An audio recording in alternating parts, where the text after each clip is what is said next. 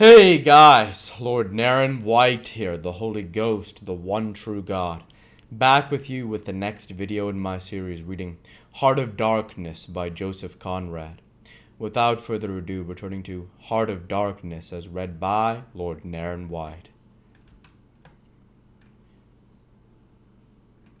He was becoming confidential now, but I fancy my unresponsive attitude must have exasperated him at last, for he judged it necessary to inform me he feared neither God nor devil, let alone any mere man.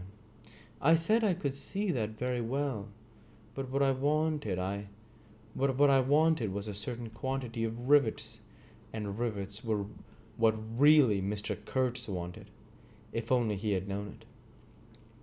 Now, letters went to the coast every week. "My dear sir," he cried, "I write from dictation. I demand rivets." There was a way for an intelligent man. He changed his manner.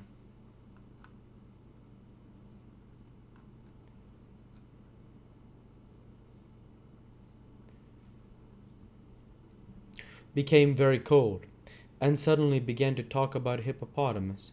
Wondered whether, sleeping on board the steamer, I stuck to my salvage night and day. I wasn't disturbed. There was an old hippo that had the bad habit of getting out on the bank and roaming at night over the station grounds. The pilgrims used to turn out in a body and empty every rifle they could lay hands on at him.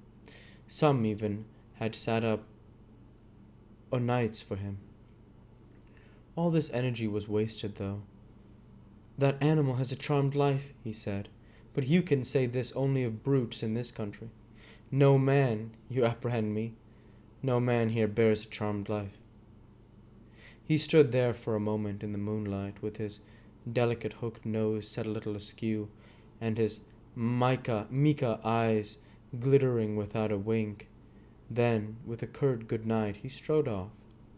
I could see he was disturbed and considerably puzzled, which made me feel more hopeful than I had been for days. It was a great comfort to turn from that chap to my influential friend, the battered, twisted, ruined, tin-pot steamboat. I clambered on board. She rang under my feet like an empty Huntley and Palmer biscuit, tin-like along a gutter. She was nothing so solid in make, and rather less pretty in shape. But I had expended enough hard work on her to make me love her. No influential friend would have served me better. She had given me a chance to come out a bit, to find out what I could do. No, I don't like work. I had rather laze about and think of all the fine things that can be done. I don't like work, no man does, but I like what is in the work, the chance to find yourself. Your own reality for yourself, not for others, what no other man can ever know. They can only see the mere show, and never can tell what it really means. I was not surprised to see somebody sitting aft on the deck, with his legs dangling over the mud. You see, I rather chummed with the few mechanics there were in the station, whom the other pilgrims naturally despised, on account of their imperfect manners, I suppose. This was the foreman, a boiler-maker by trade, a good worker. He was a lank, bony, yellow-faced man, with big, intense eyes. His aspect was worried, and his head was as bald as the palm of my hand.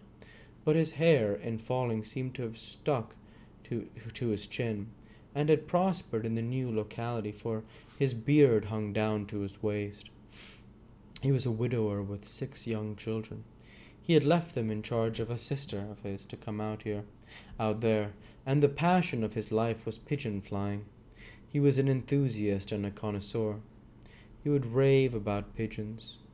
After work hours he used sometimes to come over from his hut for a talk about his children and his pigeons.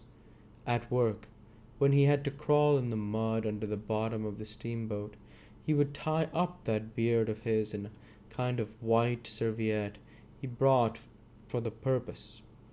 It had loops to go over his ears. In the evening he could be seen squatted on the bank, rinsing that wrapper in the creek with great care.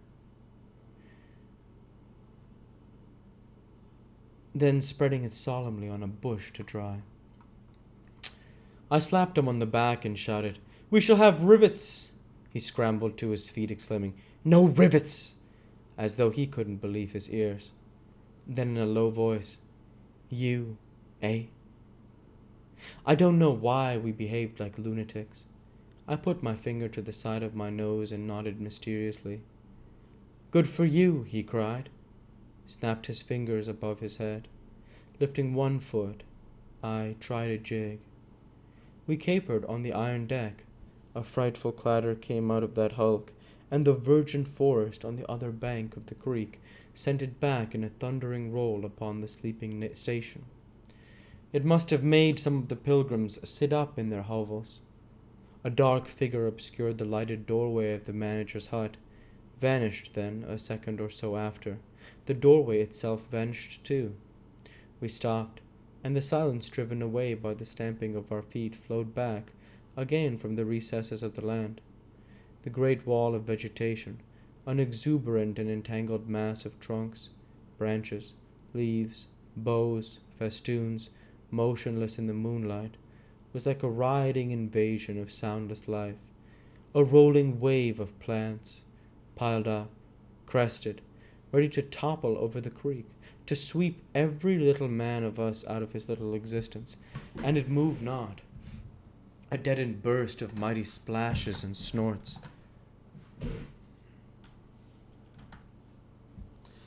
Reached us from afar, as though an ichthyosaurus had been taking a bath of glitter in the great river.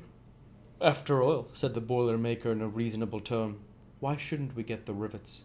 Why not, indeed? I do not know of any reason why we shouldn't. They'll come in 3 weeks," I said confidently. But they didn't. Instead of rivets, there came an invasion, an infliction, a visitation. It came in sections during the next 3 weeks, each section headed by a donkey, carrying a white man in new clothes and tan shoes, bowing from that elevation right and left to the impressed pilgrims. A quarrelsome band of footsore, sulky blacks trod on the heels of the donkey. A lot of tents, camp stools, tin boxes, white cases, brown bales would be shot down in the courtyard, and the air of mystery would deepen a little over the muddle of the station. 5 such installments came, with their absurd air of disorderly flight, with the loot of innumerable outfit shops and provision stores that one would think they were lugging after a raid into the wilderness for equitable division. It was an inextricable mess of things decent in themselves, but that human folly made look like the spoils of thieving. This devoted band called itself the El Dorado Exploration Expedition. I believe they were sworn to secrecy. Their talk, however, was the talk of sordid buccaneers. It was reckless without hardihood, greedy without audacity, and cruel without courage. There was not an atom of foresight or of serious intention in the whole batch of them, and they did not seem aware these things are wanted for the work of the world. To tear treasure out of the bowels of the land was their desire, with no more moral purpose at the back of it than there is in burglars breaking into a safe. Who paid the expenses of the noble enterprise, I don't know, but the uncle of our manager was leader of that lot. In exterior he resembled a butcher in a poor neighborhood, and his eyes had a look of sleepy cunning. He carried his fat paunch with ostentation on his short legs, and during the time his gang infested the station, spoke to no one but his nephew.